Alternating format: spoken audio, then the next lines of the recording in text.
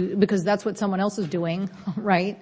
And so the sooner that you can find that yourselves and detect that and create another security layer, the better. Is there any other government application that you think we should be investigating on? Some people say on like health statistics and things of that nature, but I don't know if anybody else in the panel has. Yeah, can I just weigh in? We did an event actually last week where we dug into government use of AI. And I mean, one of the biggest challenges is that we're just not measuring what we're doing within government, that there's lots of opportunities, but there's not a good place where if you're an agency, not even a CIO, but just a team manager basically, who wants to start using, automated calendaring.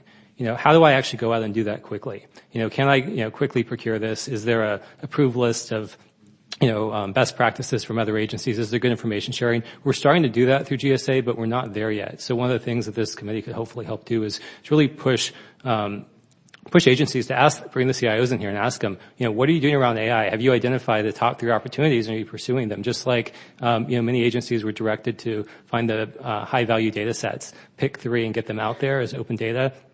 We can do something similar around AI, pick the top 3 opportunity targets and pursue that over the next 12 months. Similarly, I would agree with that, but I think city planning is another area where AI could be really helpful. So like traffic congestion, one of the things that city planners are trying to do is optimize traffic patterns and the changing of traffic lights to try to improve traffic flow. And that's something that AI is really good at. There's a lot of variables, so traffic congestion can seem like a relatively simple question, but if you think of all the variables in traffic patterns, it's actually quite complicated. And taking all that data and then giving city planners recommendations for how to optimize traffic flow is something AI can do really well. Thank you. Thank you, Mr. Chairman. Dr. Bethel, you are doing practical applications on high-risk law enforcement situations, autonomous cargo transfer, and animal-assisted therapy.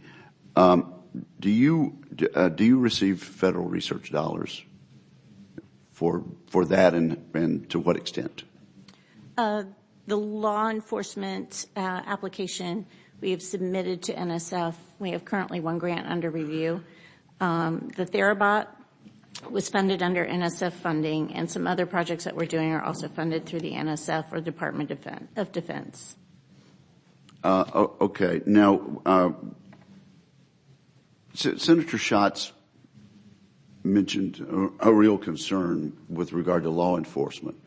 What y'all are doing, though, at Mississippi State is scenarios where there is already a threat and law enforcement needs information about how to respond, how to get inside the building. Is there a child there? Is there something explosive there? Has anyone raised the concerns of that he raised? Any of your law enforcement people or victims or defendants raised concerns about data bias? Law enforcement has not mentioned any data bias in it, because when we are using these algorithms, we are looking at more like objects in the scene. Something's already occurring. Something's occurring. We're not trying to use it to target people. We're using it because some kind of an event has occurred and law enforcement is responding. And so we are trying to provide them as much information as we can prior to them going in, so that hopefully they can make better, more safer decisions when they enter into the environment. For instance, their protocol changes completely if there's a child inside the home that they're going into. They can't use a flashbang. They can't do things they would normally do. So we can, by sending a robot in to be able to see what's happening prior, they can make decisions that are probably going to end up saving lives, both civilian and law enforcement lives, and they will have better performance because of it. So bias hasn't so far come into our discussions when we've been looking at law enforcement applications, but we're not using it, I think, in the manner in which Senator Schatz has indicated. Now, with regard, first of all, on the law enforcement application, how long has Mississippi State been doing this? 6 years. I started training with them in 2011. We train monthly. And AI, according to your testimony, is only as good as the data the system receives. How how has your data improved over this 6 years? And could you elaborate on that? So each training we do video recordings, we do sensor recordings, we do different manners of data collection. The more examples of data that we can get and obtain, the better the system is at classifying information, doing the sensor fusion, and incorporating that information to make more informed decisions. So as time has gone on, we've been able to obtain more and more samples of data to be able to use that for the systems. Okay. Now, most of the panel, or if not all the panel, seems to think we lead the world. It's just a question of whether we're going to continue leading the world.